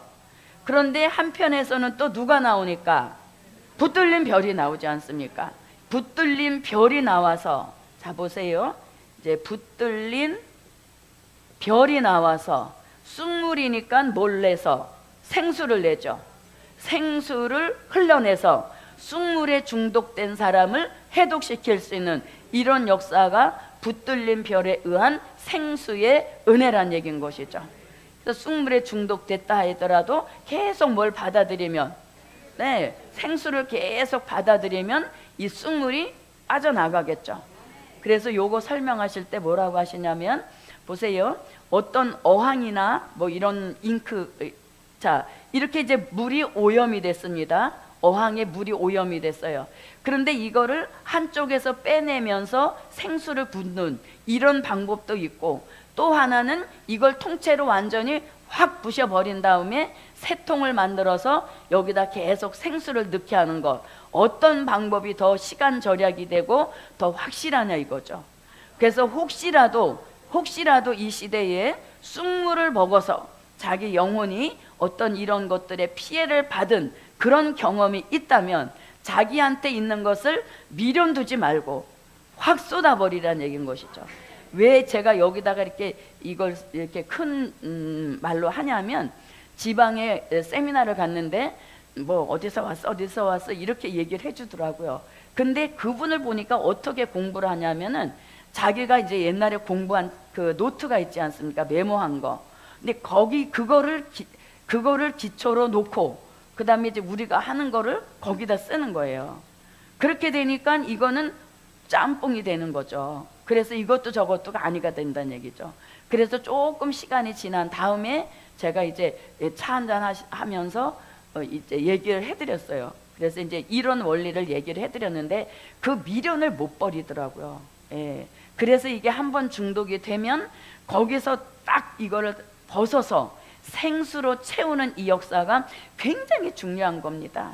왜냐하면 이거는 중독이 이미 된 상태이고 중독이잖아요. 예, 그래서 이거를 완전히 빼내고 이 생수로 완전히 갈아엎는 그런 작업이 있어야 순수한 붙들린 별로 다시 회복이 된다는 얘기인 것이죠. 그래서 우리 시대에 이렇게 피해받은 사람이 한두 명이 아닙니다. 그래서 이런 사람들은 이 원리를 바로 깨달아서 뭐 참고하고 이런 정도가 아니라 어떻게 하라고 확 쏟아버리고 이제 새로운 말씀과 새로운 은혜를 채워서 진정한 붙들린 별의 역사를 받아야 된다는 얘기인 것이죠. 예, 그래서 이렇게 강과 물샘에 떨어진 별이 한 부류로 나오는 것이고, 생수. 자, 붙들린 별이 나와서 뭘 흘러내서 생수를 흘러내서 쑥물을 해독시켜 준다는 얘기입니다. 자, 그러면 생수란 말씀은 스가랴 13장 1절과 스가랴 14장 8절과 또 미가 선지자는 미가서 5장 7절로 9절을 말씀하고 있습니다. 자, 이게 이제 우리 시대에 붙들린 별이 나와서 흘려낼 생수 역사를 가리키는 것입니다. 자, 스가랴 13장 1절입니다. 그날에 죄와 더러움을 씻는 셈이 다윗의 족속과 예루살렘 거민을 위하여 열리리라. 아멘. 네. 그 날에 생수가 예루살렘에서 솟아나서 절반은 동해로 절반은 서해로 흐를 것이라. 여름에도 겨울에도 그러하리라. 네. 아멘. 미가서 5장 7절로 8절입니다. 야곱의 남은 자는 많은 백성 중에 있으리니 그들은 여호와에게로서 내리는 이슬 같고 풀 위에 내리는 단비 같아서 사람을 기다리지 아니하며 인생을 기다리지 아니할 것이며, 야곱의 남은 자는 열국 중과 여러 백성 중에 있으리니 그들은 숲풀의 짐승 중에 사자 같고 양떼 중에 젊은 사자 같아서 만일 지나간즉 밟고 찢으리니 능히 구원할 자가 없을 것이라. 내 손이 내 대저기에 들려서 내 모든 원수를 진멸하기를 바라노라. 네. 자, 그래서 미가 선지자는 흐르는 생수를 이슬 같고 단비 같다 이렇게 표현했지만 다 마지막 때 붙들린 별이 나와서 흘려낼 생수 역사를 가리키는 것입니다. 자, 이렇게 해서 이제 한 부류에 떨어진 별입니다. 자, 그 다음에 이제 두 번째 또 떨어진 별이 나오는데, 이 별은 땅에 떨어진 별이 나옵니다. 별도 다 있죠. 땅에 떨어진 별. 자, 요 땅에 떨어진 별은 구절이 두 개가 꼭 함께 가야 됩니다. 두 구절이 계시록 9장 1절로 2절과 요한계시록 12장 3절로 4절, 요게 꼭 같이 가야 될 짝꿍이에요. 다섯째 천사가 나팔을 불매 내가 보니 하늘에서 땅에 떨어진 별 하나가 있는데 저가 무저갱의 열쇠를 받았더라. 저가 무저갱을 여니 그 구멍에서 큰 풀무의 연기 같은 연기가 올라오매 해와 공기가 그 구멍의 연기로 인하여 어두워지며. 네. 아멘. 자, 여기서 보니까 땅에 떨어진 별 하나가 있는데 이렇게 되죠. 땅에 떨어진 별. 그러면 왜 얘가 땅에 떨어지게 됐느냐? 그 동기를 여기서 알려주는 겁니다. 자, 계시록 12장 3절부터 4절입니다. 하늘에 또 다른 이적이 보이니 보라 한 큰 붉은 용이 있어 머리가 7이요 뿔이 10이라. 그 여러 머리에 7 면류관이 있는데 그 꼬리가 하늘별 3분의 1을 끌어다가 땅에 던지더라. 용이 해산하려는 여자 앞에서 그가 해산하면 그 아이를 삼키고자 하더니. 자, 아멘. 그러면 땅에 떨어진 별은 왜 떨어지게 됐냐? 그 말씀이 계시록 12장 3절로 4절을 잘 읽어보니까 용이 그 꼬리를 가지고 하늘별 얼마를 3분의 1을 끌어다가, 뭘로 끌어다가? 꼬리로 끌어다가 땅에 던지니까 어디에 떨어진 별이 나왔습니까? 땅에 떨어진 별이 나왔다는 것이죠. 자, 그러면 용이 꼬리로 그랬다 그랬죠. 그럼 이 용은 뭐냐 이거죠. 용의 정체는 계시록 12장 7절로 9절에 보니까 이 용은 그 정체가 옛 뱀이요 마귀요 사단이라 그랬습니다. 자, 그러면 용의 정체는 세 가지로 봅니다. 하나는 옛 뱀이라 그랬죠. 자, 요 옛 뱀은 창세기 3장 1절로 6절에서 아담과 하와를 미혹했던 그 에덴 동산의 옛뱀, 이 옛뱀이 계시록이 되니까 뭘로? 용의 세력으로 그만큼 힘이 강해졌다는 얘기인 것이죠. 자, 그 다음에 뭐가 됐다? 옛뱀. 그 다음에 마귀. 자, 마귀는 마태복음 4장 1절로 11절 같이 40일을 금식하신 예수님마저도 시험했던 그 세력이 마귀란 얘기인 것이죠. 그래서 이 마귀는 한번 눈이 돌아가면 누구도 예수님, 하나님의 아들 예수님까지도 찝쩍거려 본다는 얘기인 것이죠. 그랬을 때 예수님은 확실한 말씀을 가지고 꾸짖어 물리치신 이러한 역사였죠. 자, 그 다음에 사단. 자, 사단은 욥기서 1장 6절부터 12절과 욥기 2장 1절로 6절에서 욥의 가정, 아무 잘못 없는 욥의 가정을 풍비박산 만들었던 그 장본인이 사단이라는 얘기인 것이죠. 그래서 옛뱀, 마귀, 사단을 일컬어서 계시록에서 뭐라 한다? 용이라고 하는 것이에요. 그래서 이 무슨 용어를 사용하느냐 이렇게 들어보면 아, 이 목사님은 아직 은혜시대 차원에 있으시구나. 아, 이 종은 말세복음을 받아서 용의 정체를 알고 있구나. 이렇게 해볼 수 있는 것이죠. 그래서 용이 이제 아주 큰 그런 힘을 가지고 나와서 꼬리를 가지고 하늘별 3분의 1을 끌어다가 땅에 던져버리니까 땅에 떨어진 별이 나왔다는 것이죠. 굉장히 무서운 시대에 우리가 살고 있는 겁니다. 자, 주의 종은 어때야 됩니까? 주의 종은 영이 밝아서 자신의 교회에서 마귀가 움직이는 동선을 볼 수 있어야 되겠죠. 그런데 그렇게 영이 열려 있어야 주의 종이 오히려 용의 꼬리에 맞아서 떨어진 별이 되는 이러한 시대가 우리가 살고 있는 이 시대란 얘기예요. 그래서 우리가 조심조심 요 별에 대한, 주의 종에 대한 분별을 바로 알 수 있는 그런 은혜가 와야 됩니다. 그래서 쫓아가지도 않아야 되겠고, 내가 떨어진 별이 되지도 않아야 되겠지만, 그 떨어진 별을 분별해서 쫓아가서도 안 된다는 얘기예요. 그래서 우리 시대는 아주 복잡한 시대가 되었죠. 땅에 떨어진 별만 해도 3분의 1입니다. 거기다가 또 강과 물샘에 떨어진 별도 있죠. 또 유리하는 별도 있죠. 그러니까 사방 천지가 다 무슨 별? 떨어진 별, 천지란 얘기인 거예요.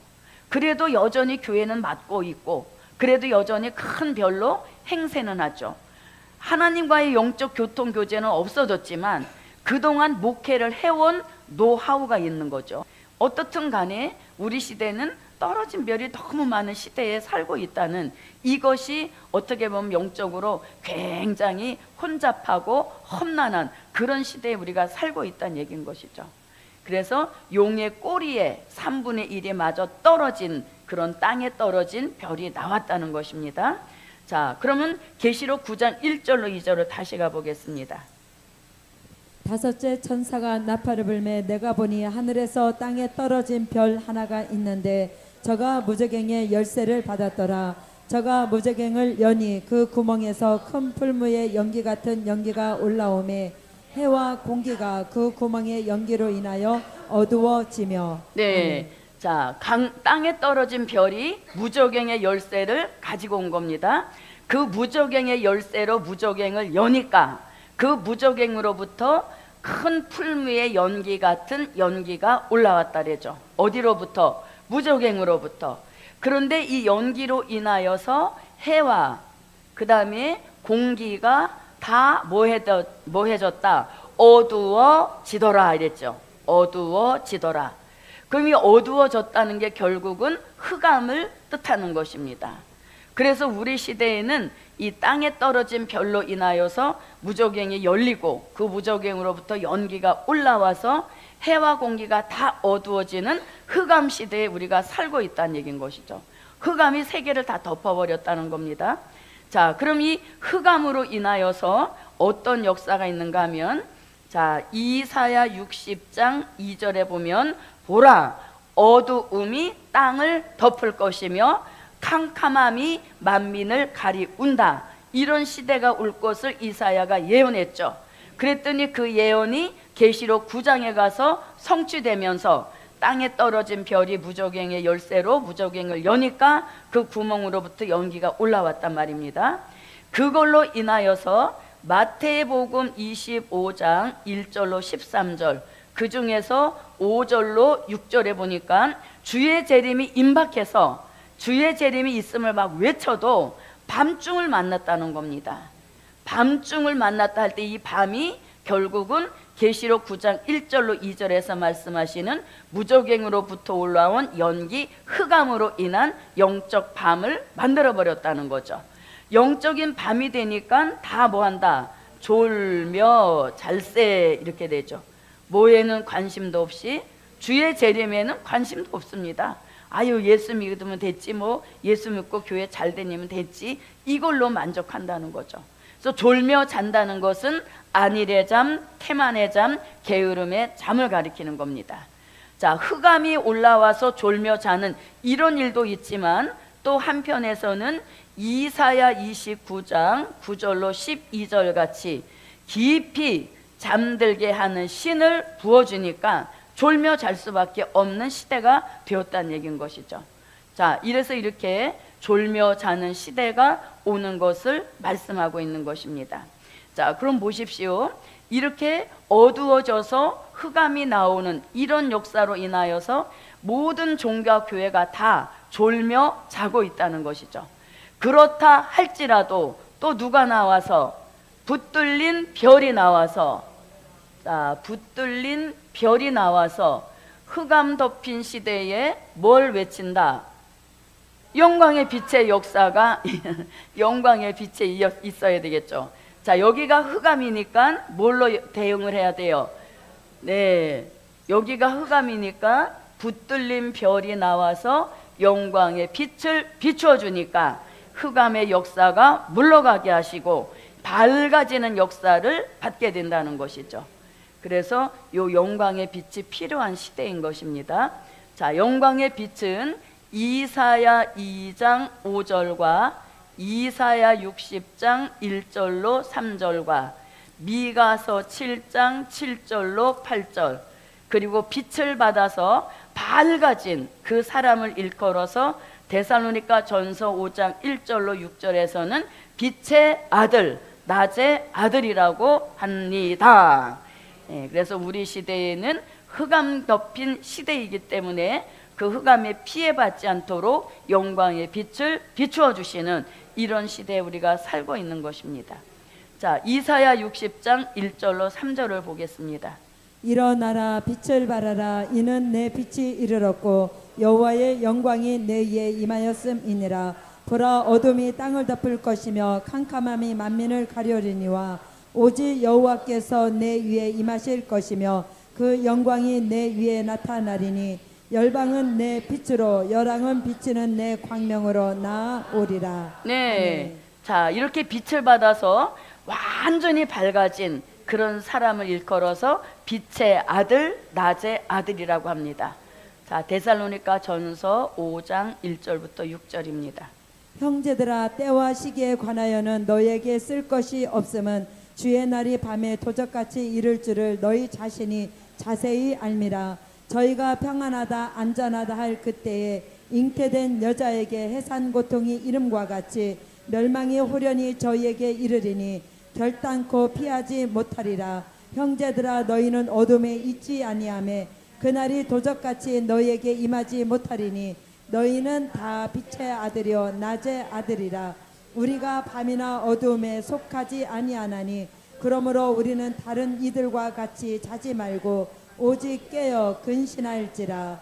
네. 자, 읽으신 말씀에 보면 마태복음 25장의 말씀과 이렇게 겹쳐서 나오는 말씀이 많죠. 밤이라는 말씀도 마태복음 25장에서 나왔죠. 그럼 다른 이들과 같이 자지 마라. 또 마태복음 25장에서도 졸며 잔다 이렇게 말했죠. 그래서 완전히 영광의 빛을 받아서 흑암이라고는 전혀 없는 그런 상태를 일컬어서 빛의 아들, 낮의 아들이라고 합니다. 자, 그럼 보세요. 자, 강과 물샘에 떨어진 별이 나와서 쑥물을 낼 때, 붙들린 별이 나와 생수를 흘러낸다면, 땅에 떨어진 별이 나와서 뭘 낼 때, 흑암을 낼 때, 붙들린 별이 나와서 영광의 빛을 비춰주셔서 흑암에 피해받은 사람들을 다 밝아지게 하는 이런 역사가 우리 시대에 필요하다는 것입니다. 그래서 저도 여러분도 이제는 이 별에 대한 분별을 바로 해야 되겠습니다. 별에 대한 분별이 돼야 교회에 대한 분별도 하게 되는 것입니다. 그래서 아무쪼록 우리는 무슨 사자가 되어서 그러기 위하여서는 붙들린 별의 축복을 받아야 되겠습니다. 자, 우리는 다 같이 우리는 영광의 빛을 받아서 빛의 아들이 되자. 네, 빛의 아들이 돼서 가는 곳마다 흑암을 물리쳐서 졸며 자는 종과 교회를 깨울 수 있는 그런 역사가 제게도 여러분에게도 함께 하시기를 바랍니다.